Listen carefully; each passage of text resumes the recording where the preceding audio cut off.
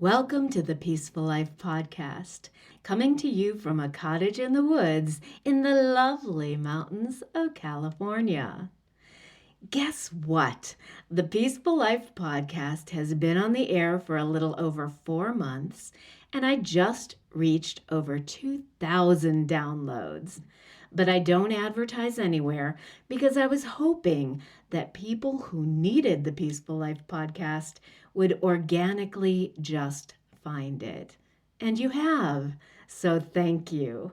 And if you like the show, the best way to support it is to tell a friend or review it on Apple Podcasts so others can find it. Thank you so much for tuning in. I really appreciate you. Now, I've received some really lovely feedback about the shows, but it seems one particular episode hit a nerve with my listeners out there, and that was living a magical life. I received about 5 times the feedback on that one, and how wonderful and magical is that?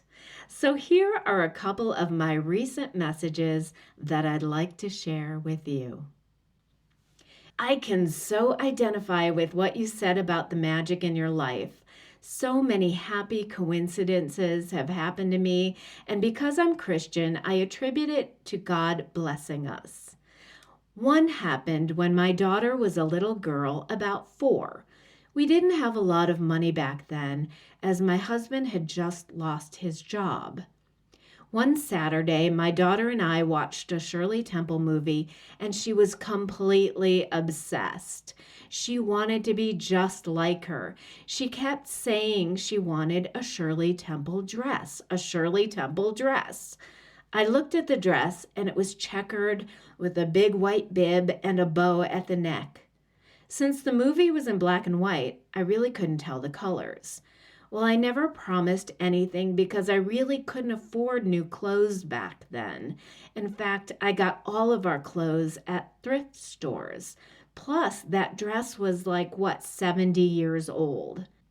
But the next time I went to Goodwill, there it was, a Shirley Temple dress in my daughter's exact size, just hanging on the kids' rack.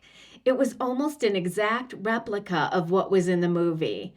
I think I spent all of $5 on it, and my daughter was so happy.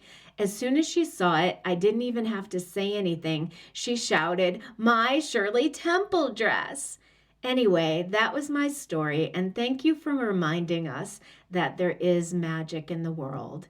Sincerely, Marianne R. Oh, thank you for writing and telling that story, Marianne. That is so lovely.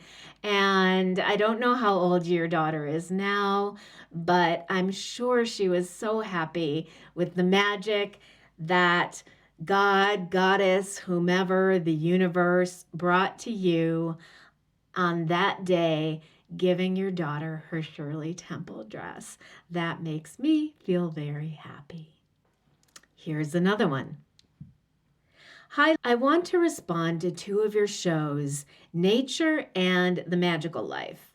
First, the nature one was so spot on. I had just started to make time in each day to get out and just take a walk. I work from home and often spend 8 to 10 hours at the computer a day. Ever since I started taking a break and walking in the middle of the day, I've become so much more productive and happier, and I don't burn out at the end of the day. I make sure to do the 5 senses exercise about breathing, smelling, watching, listening, and sometimes I'll take along my lunch and just sit and observe the world around me. It's unbelievable how much I needed this in my life, and I encourage everyone to do it. Secondly, about magic. I often find things in my house that aren't mine. They just show up out of nowhere. Sometimes it's money, sometimes jewelry. I found a pearl ring once just sitting on my kitchen counter. So strange because I live alone. But the weirdest thing is sometimes these things go away too. I wore the pearl ring for about a week until one day I noticed it was gone from my finger. It had disappeared as mysteriously as it had appeared. I never have told anyone about this. I just accept it as gifts from the universe. Life is magic. P.S. I love your show and look forward to more cool episodes. Sincerely, Robin R. Well, thank you, Robin. That is indeed a magical gift that you're getting from I don't know who, but you are lucky in that you are manifesting money and jewelry and things in your home that is kind of incredible. It's not spooky at all. It was at first I was going to say it's spooky, but it's not because those are just gifts to you and accept them. And I'm glad that you told us about this. And thank you for the kudos and keep tuning in. And here's a really cool feedback message that I got from a woman named Caroline. When I heard your episode about living a magical life, I had to share my story about something that was unexplainable. I had inherited my grandfather's house in rural North Carolina, where I had spent many happy summers as a kid. My husband and I were taking some time to fix it up last year when a guy just showed up in a truck with tools and asked for work. His name was John. He seemed really familiar to me, but we had never met before. We really didn't know many people in that town. Since we did need help, we hired John, and he actually helped with a lot of the handyman work, fixing the porch railing, drywalling, and painting. But I couldn't shake the feeling that he was familiar. Then one day, I was pulling weeds in the front yard, and John was taking a break. He was sitting on the steps with one foot on the ground, one on the first step.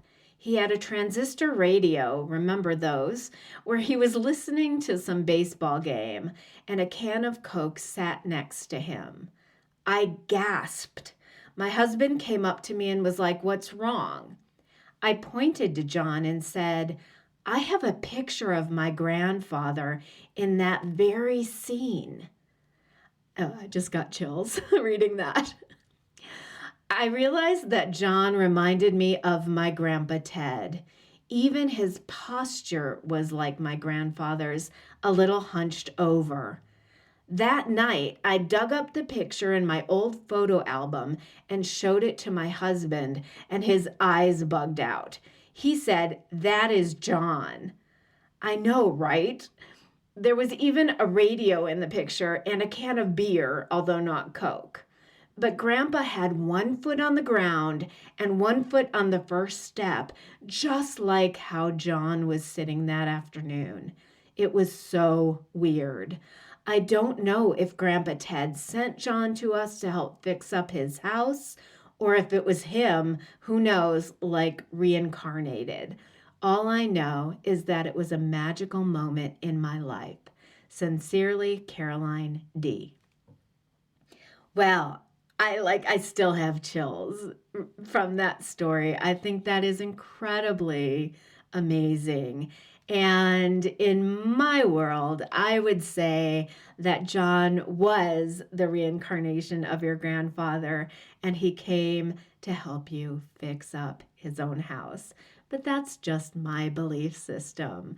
I'm glad you recognized it as magic in your life, and I hope that you continued to be kind to John and envelop him in your life. So thank you for listening to my second listener mail episode.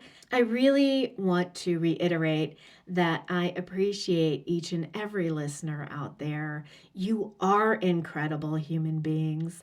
I love getting feedback. So if you have a minute or two, drop me a line. Tell me your stories. Talk to me about the magic in your life or anything else. I'm here and I'm listening. Have a wonderful week and go in peace.